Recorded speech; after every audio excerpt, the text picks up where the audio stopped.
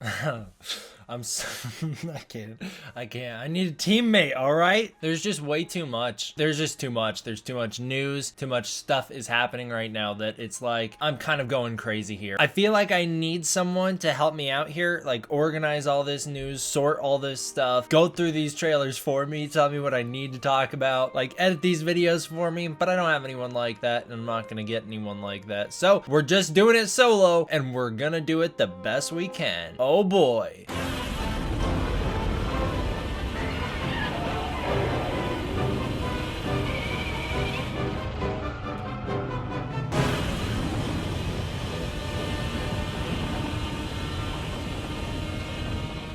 What's up, everybody? Demon back. Welcome to a brand new video. Sorry I've been gone. Today we're going to be doing another Godzilla King of the Monsters discussion video. This one's a trailer breakdown. I call it a trailer. It is a TV spot. It was the Godzilla King of the Monsters beautiful TV spot, and it certainly was beautiful. Here's the problem. Way too much. Holy cow. This is a full minute long. Like, this is a trailer right here. This isn't a TV spot. A trailer 3 is still coming, supposedly. Like, soon, supposedly. No way. This is already enough. We don't need any more. This trailer crossed the line. This is where I say we have crossed the line. We've seen too much. Spoiler warning, because we're gonna do a breakdown of this stuff. Yeah, I think there's gonna be some spoilers in here based off this TV spot, but we'll break it down because it is really good. I mean, it's awesome. It has lots of great stuff in here. It's just like, yeah, we see a lot. We do. To begin, the trailer starts out with Somewhere Over the Rainbow playing. It's a very nice, beautiful orchestral cover of it. This continues with the theme of taking a very beautiful song like Clarity Loon and then amplifying it and changing it up, making it a bit more orchestral and epic so that it fits the Godzilla theme. It's great. I love it. I think this works to perfect effect. It works to the same effect that Come With Me had in Ready Player One trailers. It's amazing. This is a great choice on their part. I really like that decision. We have a little bit of an extended shot of Rodan coming out of the smoke here. It just goes slightly further, so we get to see him dip under the Argo jet when chasing it. Ghidorah's shot of Ghidorah standing up in the Arctic has way better CG than it did in trailer 2. We can now see a crash structure to the left of the screen. This is supposedly a plane that crashes according to the set visits. And we can see what I believe is the Monarch outpost to the right. The people in front of Ghidorah now are also much more visible than they were previously, and so is the Osprey helicopter that you can see them loading up into. I wonder if they're going to make it out of there alive. That seems like a very dangerous place to be. We see Mothra for the first time in a TV spot, and it might be a slightly extended shot of her flapping her wings open. I couldn't quite tell. It looks like the same shot to me. We got a great Wizard of Oz reference here in the dialogue with Rodan, Ghidorah, Mothra. Oh my. I really like that. And you know, that makes sense. That makes sense on why we got the music now too. I wonder if it's going to be like that in the movie. I'd highly doubt that it'd be a Wizard of Oz reference in the movie. The shot of Mark Russell saying,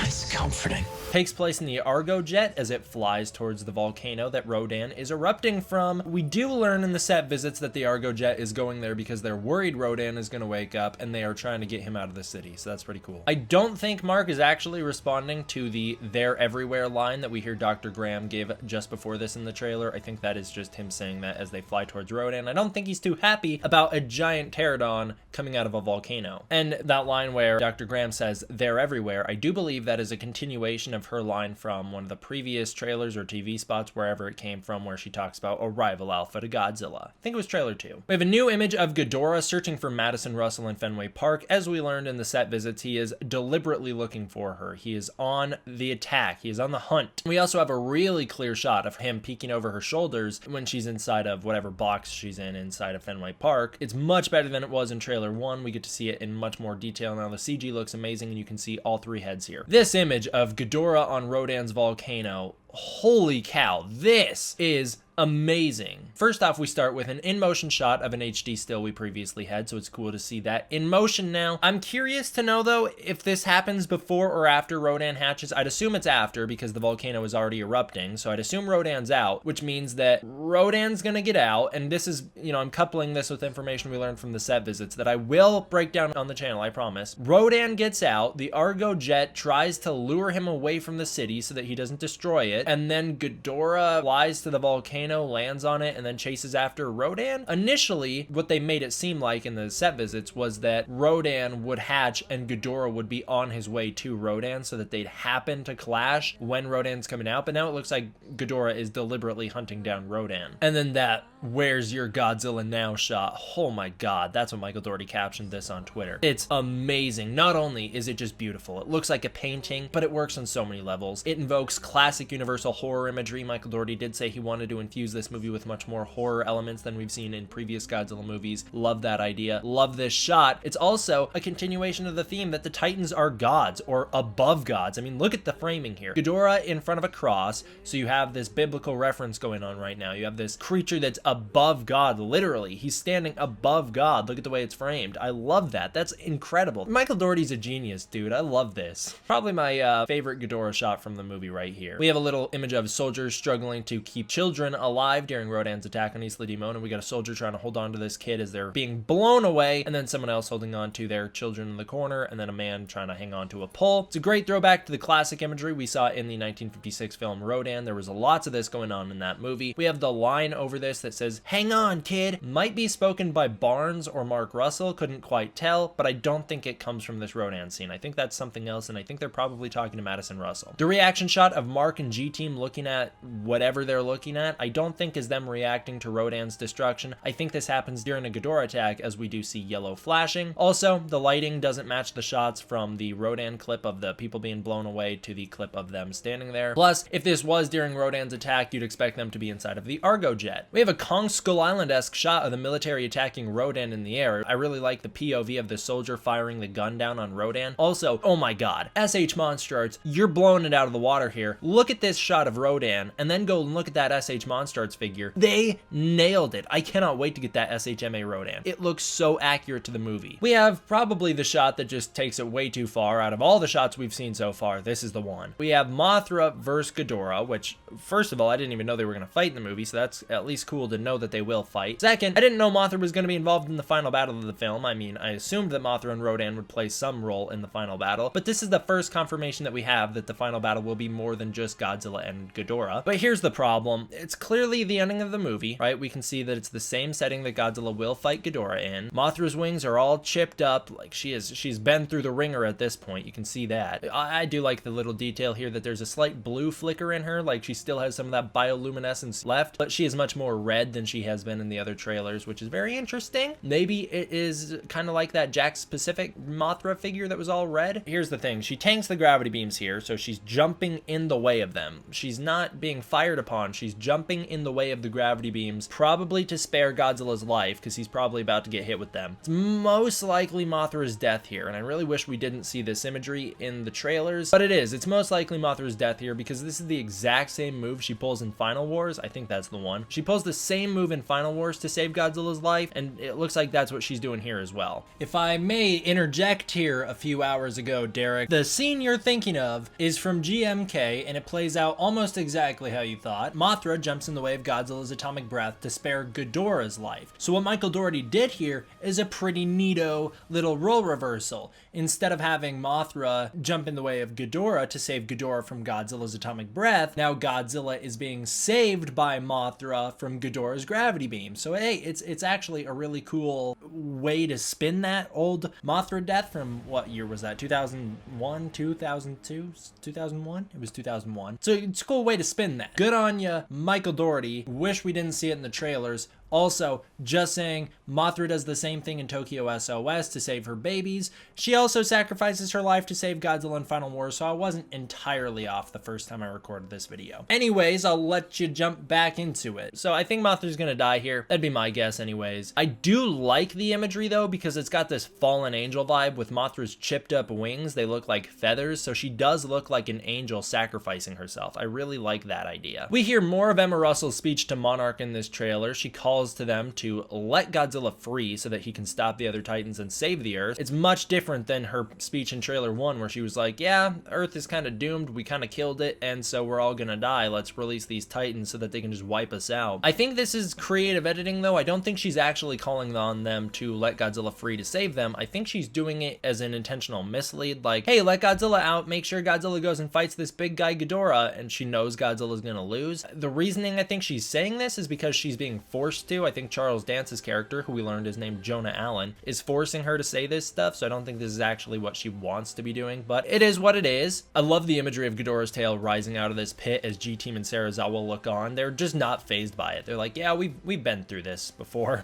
They don't even care. They're just looking at it. Pretty cool though, and you can also see that it's snowing here, so this is at Outpost 32 when Ghidorah's just breaking free from the ice. You can also see ice chunks falling off the tail. In this shot of Mark where he's all wet, he says, "This time we join him." Before I continue, I just want to say Michael Dougherty is killing it with the visuals here. The cinematography in this movie looks fantastic. We heard that this film was going to have the tone of 2014 with the colors of Kong Skull Island. You can see it here. Now, it's not the same color palette as Kong Skull Island, but there are so many beautiful shots in these trailers where the blue neon light or the red lights or whatever neon-esque colors are on these characters or reflecting off these characters. There's so many shots like that. It's amazing. I love it. I love when movies do that. I love the neon saturation. That was one of my favorite things that Adam Wingard did with Death Note, and I am very happy to see it here as well. Cannot wait to see this in the movie. Anyways, I think he's talking about Godzilla. I think this follows the call to arms scene as he is all wet here and he is standing on top of the submarine when Godzilla fires his atomic breath into the sky. So I think he is having his own call to arms here to the military and G-Team to be like, hey, this time around, let's actually actively help Godzilla in fighting the monsters because he is the good guy. And I do think that will be a change of heart moment for Mark because we do know that he wants Godzilla dead and he hates Godzilla throughout the majority of the movie. The lighting during the Madison Russell Mothra head touch is way different than it was in trailer 1. This time it looks way more painting-esque and dark. I don't know why they changed it. I kind of liked it originally better than I like it here, but it is kind of a beautiful shot the way it is. My favorite thing in this trailer though is Rodan riding Ghidorah through the storm. That's so funny. I really thought Ghidorah was gonna just stomp on Rodan and end the fight before it even started, essentially, as we kind of got alluded to in the last TV spot. But now it looks like Rodan actually holds his own for a little bit longer than I would have thought he does, because you can see, yeah, Rodan is the one who is riding Ghidorah. That's kind of awesome. We got this weird reaction shot of Barnes saying, "That's messed up." I'm not sure what the hell he's reacting to. There's no blue lighting here, so I don't think they're looking at Godzilla outside the Monarch base. And we do know they are inside of the underwater Monarch base based off the setting. I think he's probably reacting to Emma Russell's speech. I think he's like, whoa, she wants to kill us and she wants the Titans to rule the world. That's messed up. I don't know though. But we do know, yeah, he is in the Monarch war room. This next shot is of Dr. Stanton. I think that's how you say his name. Dr. Stanton saying, "Good thing he's on our side." And he says it to Sam Coleman. I just wanted to say that because, hey, it's our best look at actors Bradley Whitford and Thomas Middleditch in the movie. Not technically our first shot of either character by any means, but I think it is our best look at both of them. And if I had to guess, this takes place right before or right after the final battle of the movie. He's either saying it is like a good thing Godzilla's here to help us, or like a good thing we had Godzilla here to help us kind of thing. The shot of Godzilla looking down on the sub appears to be connected to the call to arms scene. I would guess what's happening here is that Godzilla